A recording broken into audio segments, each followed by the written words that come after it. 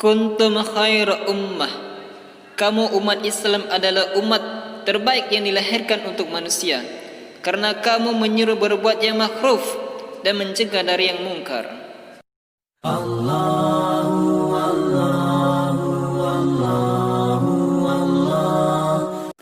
A'udzubillahi minasyaitonirrajim. Bismillahirrahmanirrahim.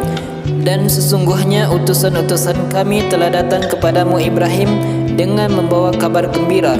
Mereka mengucapkan salaman. Selamat. Ibrahim menjawab salamun. Selamatlah. Maka tidak lama kemudian Ibrahim menyuguhkan daging anak sapi yang dipanggang.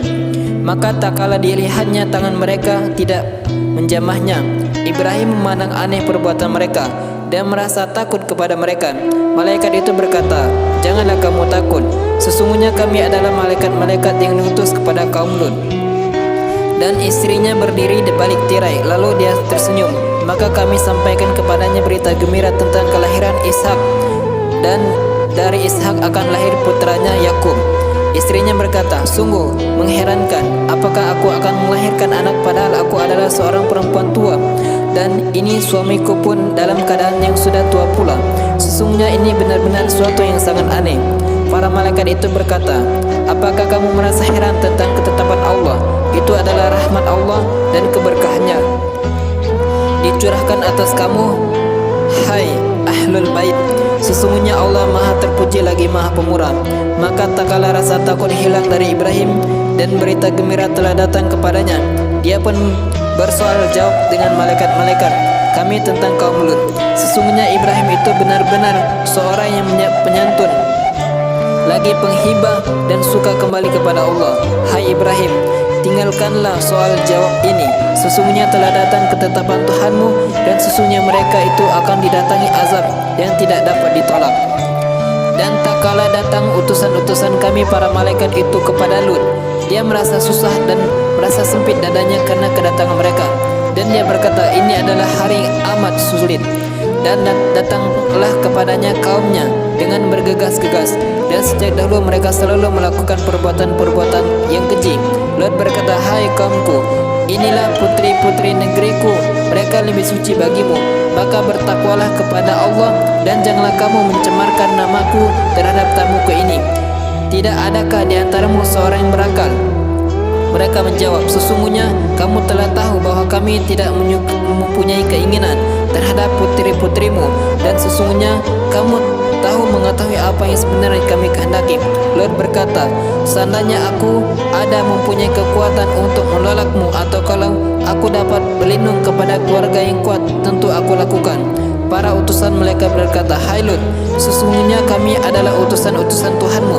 Sekali-kali mereka tidak akan dapat mengganggu kamu. Sebab itu pergilah dengan membawa keluarga dan pengikut-pengikut kamu di akhir malam, dan janganlah ada seorang pun di antara kamu yang tertinggal, kecuali istrimu. Sesungguhnya dia akan ditimpa azab yang menimpa mereka, karena sesungguhnya saat jatuhnya azab kepada mereka ialah di waktu subuh.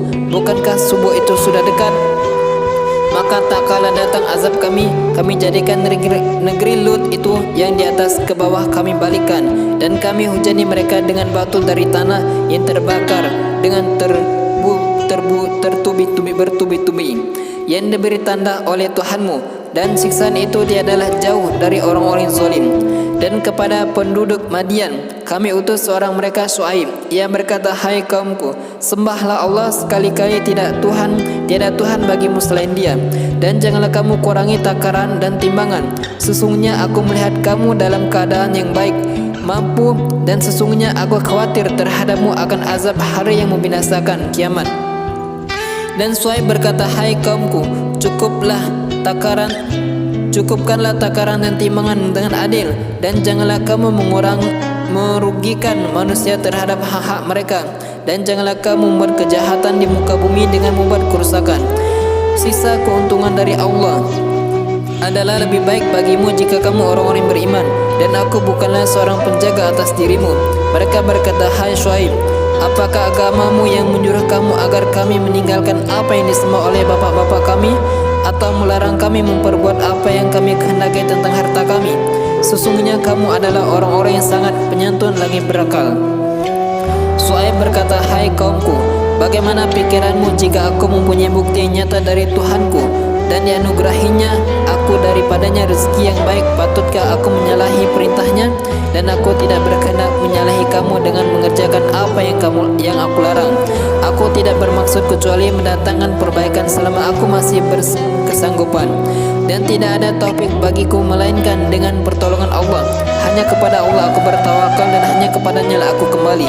Hai kaumku, janganlah hendaknya pertentangan antara aku dengan kamu menyebabkan kamu menjadi jahat hingga kamu ditimpa azab seperti yang ditimpa kaum Nuh dan kaum Hud dan kaum Soleh, sedang kaum Lut tidak pula juga ditempatkan dari kamu.